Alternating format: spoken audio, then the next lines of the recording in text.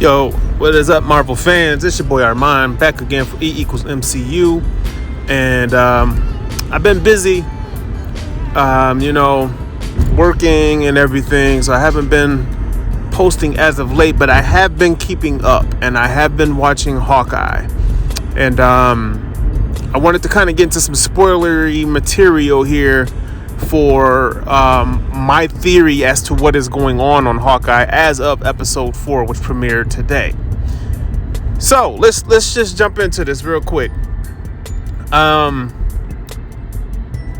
First of all, the episodes to me is underrated. I almost would say I would rank Hawkeye as a series so far. It's up there. It's, to me, WandaVision is still number one. That's just my opinion. But then, Hawkeye, Loki, I've enjoyed them. Falcon and Winter Soldier, I enjoyed a lot of elements to that as well. Personally, I just really never really got into What If. I just couldn't really dig it. I don't know if it's just because of the animation or just because of the pacing, but people who love the comics love that show. So I think it's safe to say that they're hitting on all cylinders here. Now, let's get into this spoilery Easter egg here, because I believe that the Rolex watch that they are talking about belongs to Hawkeye's Clint Barton. To be clear, it belongs to Clint Barton's wife, who was played by Linda Cardellini's character. And the implications of what that means, I believe that she is or was Mockingbird. Yes. What is the Mockingbird? Her what is her name? It's just escaping me right now. Bobby Morse. Bobby Morse. I believe that was her code name, and I believe that Linda Cardellini is indeed. I don't know if they're retrofitting this or if they had this planned the whole time, but as you know, in the comic books, Hawkeye and Mockingbird were married. They didn't have any children in the comic books, but they were married. And I definitely think that is the direction they're going with this character. Now you say, okay, what proof do you have? Okay, this is how you lay it out. She knows, she's very concerned about that watch. Okay. They showed that in this episode. She knows what's going on with that watch, and she knows who it belongs to. And Hawkeye specifically said that it belongs to someone who's no longer in the game, and he didn't want their information getting out. And this is what he told Kate Bishop. On top of that, you have to also put together a couple Easter eggs. That the fact that she was speaking German and knew how to speak code language. First of all, their relationship that they've established during Hawkeye is something of beauty. Number one, because they have full on 100% no mask up honesty with each other. And at first it was like, it didn't make sense, because you're thinking, how could his wife know what he does, but still she's like okay with it? Well, the reason why she understands so much and they have such a relationship is because she also was an agent. And think about it. If when Hawkeye first introduced the farm in Age of Ultron, and they introduced his wife and his kids, he just thought she was a normal housewife or whatever. But think about it.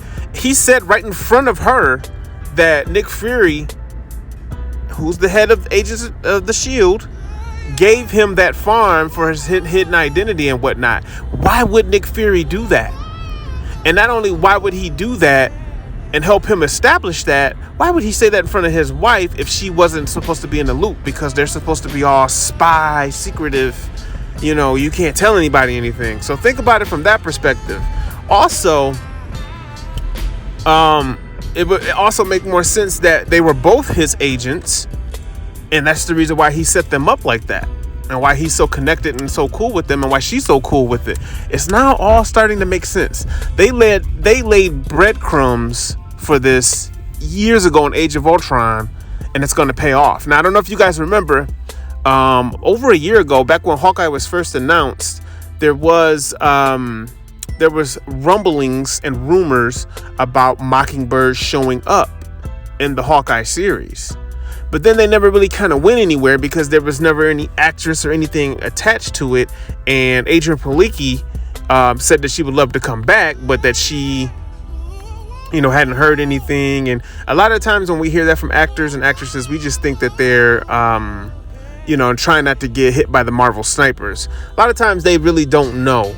But, it's one of those things where she would probably love to come back and play the character. But I think the reason why we may have not have heard about that, or why it kind of went away, is because we've already had our Mockingbird this whole time, and it's Linda Cardellini. And this is a situation where, and I was just talking to hashtag Save Daredevil and their channel, shout outs to them, but they had a video talking about how they wanted the old continuity from the Marvel TV side to not necessarily be contradicted in the MCU. It's one of those things where it's like, can you just acknowledge that maybe it happened, or just kind of leave it open and kind of move on? And I'm with that. I kind of wish that they would do that, because then that would give the relevance to all of Marvel TV, to where, for us fans at least, you don't feel like you wasted your time. But I suspect there may be a problem with that on Marvel Studios side, just from the standpoint of they creatively were not in control of those characters. I can't see them wanting to follow or do what they did with those characters, especially when they may want to tell a different entry point or entry story or a different relationship with the characters already involved in the MCU. So that's what kind of makes it hard to fathom. So I don't think that they can technically really pull that off, because I think, and although I was disappointed we didn't get Kingpin in this episode, I think that the way they're going to tie his history into Echo and everything is going to contradict what he did in the Netflix series.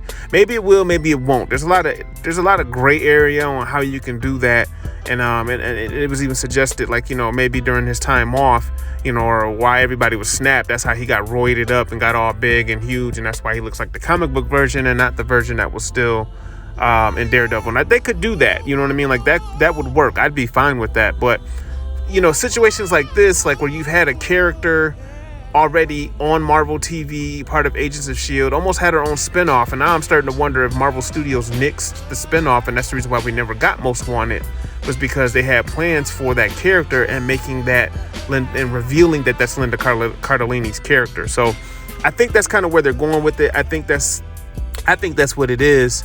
You can let me know down in the comments section how you feel about that. Do you guys think that she is Mockingbird?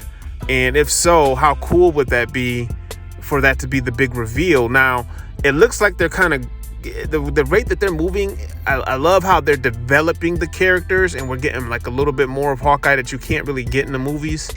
I'm gonna just come out and say, I think they have to have a season 2. I think this has to continue, man. I think that, especially if they reveal her as Mockingbird, that'll give her even much more to do, and maybe flashbacks and stuff on her character that could really go in depth to the lore and to the story of Hawkeye and everything that he's got going on. There's rumors already of Kate Bishop, showing up in Ant-Man and the Wasp, which makes sense, even if it's just a cameo, because they have to set up Young Avengers. And as well, I wonder if they'll have Hawkeye setting up West Coast Avengers, because you kind of have the characters there to do so. If he has something to do with reeling in Wanda, because he was the one that recruited her. Has anybody ever noticed that Hawkeye is the whole reason why the Avengers exist outside of Nick Fury? I mean, yeah, Nick Fury put together the big guns, but Hawkeye's pretty much recruited everybody else. I mean, man, he see people, oh, you got talent, you got problem, oh yeah, come on, join the Avengers. You know what I mean? Like, he just be anointing them. You know what I mean? Like, if I was Spider-Man, I'd be pissed that Tony Stark made him work so hard to get to be an Avenger, man. He had to go through some battles. He anointed him an Avenger out in outer space when they was on the plane with Ebony Maw. So, I mean, he had put in work for a year or two. Like, if he would have ran into Hawkeye, he would have made him Avenger on sight. So, I don't know. Anyway, man, that's just my little added 2 cents about that about Hawkeye, but I could definitely see him bringing, being the one that reel Wanda in. You got the whole White Vision subplot out there, so you get those two. You get a little bit of Mockingbird. You get Ant-Man and the Wasp, and boom, you got your West Coast Avengers roster right there. So I'd like to see that come to fruition. The Young Avengers is definitely coming. So I don't know, man. Let me know what you guys think down in the comment section. You think I'm right? You think I'm reaching here? Linda Cardellini is Mockingbird. What do you think? Make sure to like, share, subscribe, and I'm out.